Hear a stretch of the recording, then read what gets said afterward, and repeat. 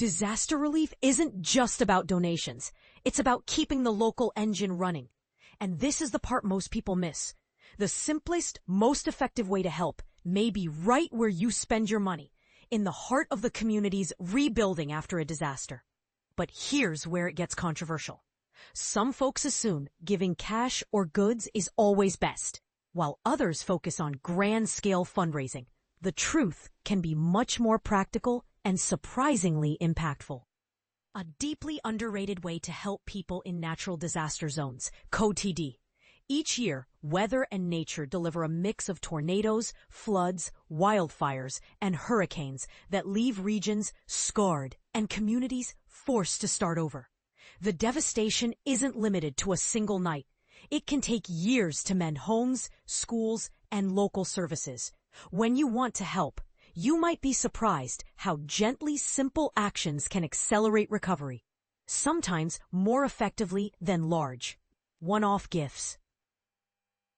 After a major disaster, the media naturally highlights charities, aid organizations, and similar groups that solicit food, essentials, clothing, or money.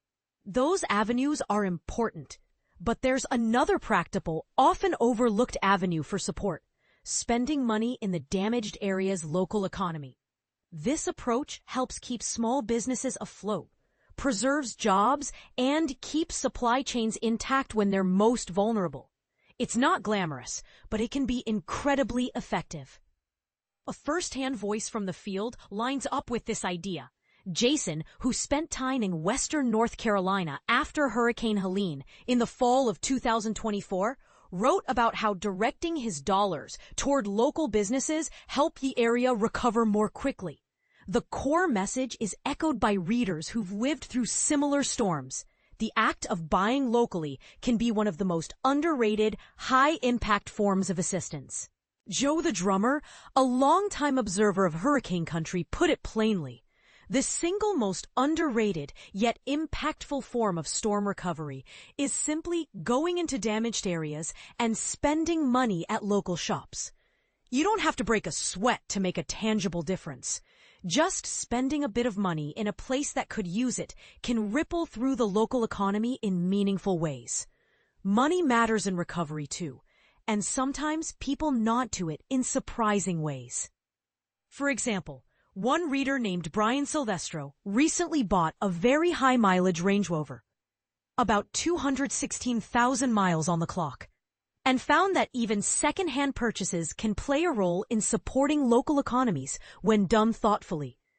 Comments from the community riff on practical details, like spare parts or services that a car in such condition might need, underscoring how local shops and garages become the quiet backbone of recovery.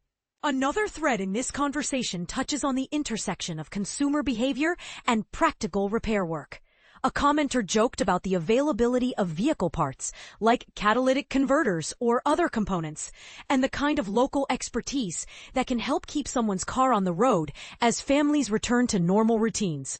The playful exchanges remind us that the recovery process isn't just about rebuilding homes. It's about restoring everyday life, which depends on local businesses staying open and accessible. History and humor sometimes intersect to illuminate broader ideas. A nod to a 1980s Byte magazine letter to a computer magazine offered a humorous take on standards and controls in early cars, illustrating how design decisions ripple through time.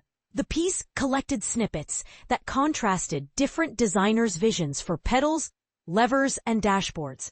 Henry Ford's, William Murphy's, André Citroën's, and others, showing how the takeaway isn't nostalgia for old debates. It's a reminder that everyday systems, like the layout of a car's controls, depend on local, real-world testing and use. In a broader sense, it's a metaphor for how communities reinvent themselves.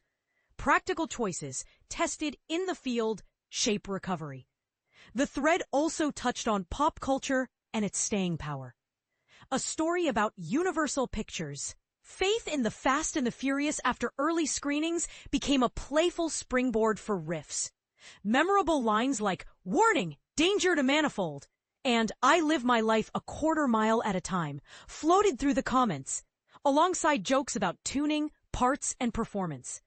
Other commenters, ranging from those who like the tuna to skeptics who think otherwise, kept the tone light while underscoring a truth. Communities pull together through shared humor as they rebuild. All of this points to a simple, practical takeaway. When disaster hits, your biggest impact isn't only through direct aid budgeting or charitable gifts. It's also about keeping money circulating locally, supporting eateries, hardware stores, repair shops, and service firms that serve as the lifeblood of a recovering town. It's about showing up, spending thoughtfully, and choosing to invest in people whose livelihoods depend on the town returning to its feet. So what do you think about this approach? Do you believe that spending locally in disaster-affected areas can be as powerful as traditional donations? Have you witnessed the benefits firsthand, whether in a small town after a flood or in a neighborhood gradually coming back to life after a hurricane?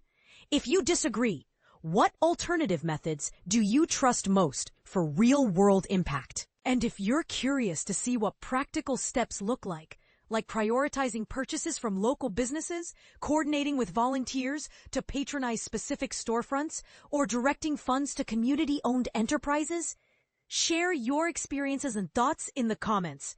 Let's explore how everyday spending choices can become a meaningful, scalable part of disaster relief.